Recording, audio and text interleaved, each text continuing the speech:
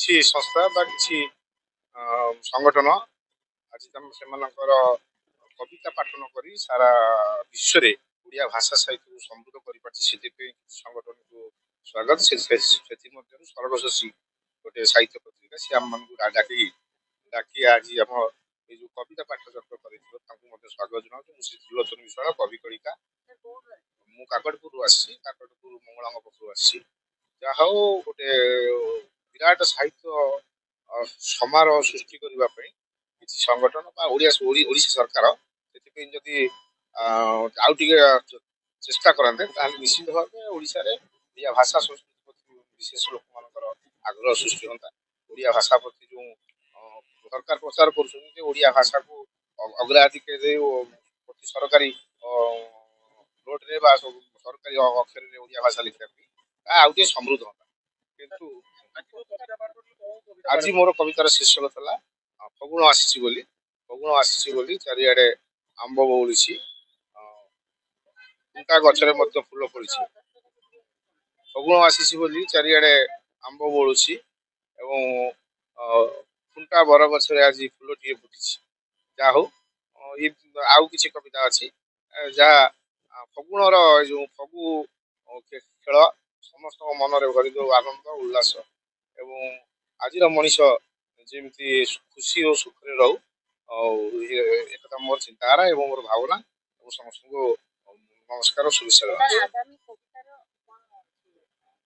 ମୁଁ ପାଖାପାଖି ମୋର 235 କବିତା ଲେଖୁଛି। ମୁଁ କଲେଜ କ୍ୟାରିୟରରୁ କବିତା ଲେଖି ଆସେ।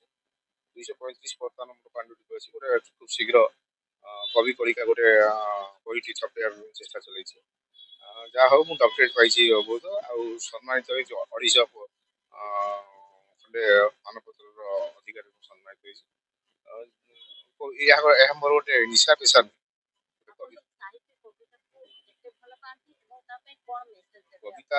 କବିତା ମୋର ସବୁଠୁ ବେଶୀ ଭଲ ଲାଗେ। କବିତା ମୋର ଚିରସ୍ମୃତି ସତେ ଯେମିତି ମୋର ବେଳେ ବେଳେ ବହି ଆସେ ବାଡ଼ିପଟ କଦଳୀ ବେଡ଼ାରେ ଏପରି ଗୋଟେ ଚିନ୍ତାଧାରା ଭିତରେ କବିତାକୁ ନେଇଛି। କବିତା ମୁଁ ବହୁତ ଭଲ ପାଏ ଆଉ ଭାବନାର ସବୁଠୁ ଶେଷରେ ମୋର କବିତା।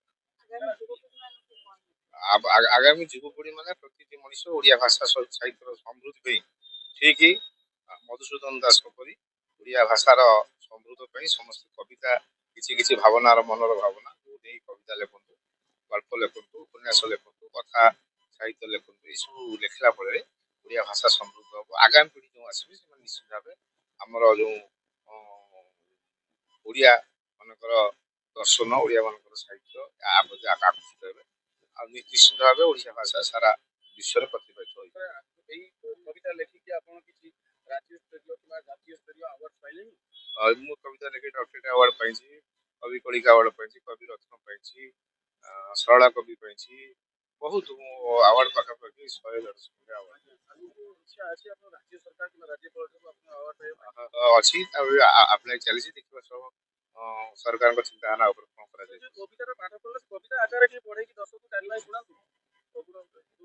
ମୋର କବିତାର ଶୀର୍ଷକ ହଉଛି ଫଗୁଣ ଆସିଛି ବୋଲି।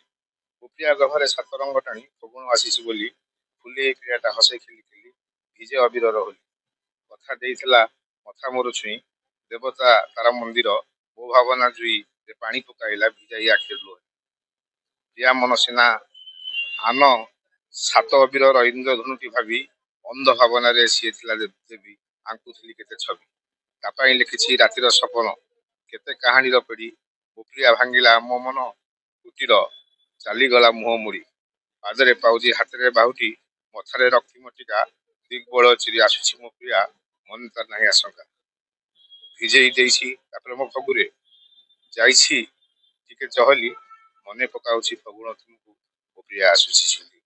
ଆଉ ଥରେ ତୁମେ ଆସନ୍ତ ଫଗୁଣ ଆମ୍ବ ତୋଟା ଦୋଳ ମିଳେ ଖୋଜୁତି ତା ମଧ୍ୟ ମାନସୀ ପ୍ରିୟାକୁ ସେ ହଜି ଯାଇଅଛି କାଳେ ହଜି ଯାଇଅଛି କାଳେ ହଜି ଯାଇଅଛି।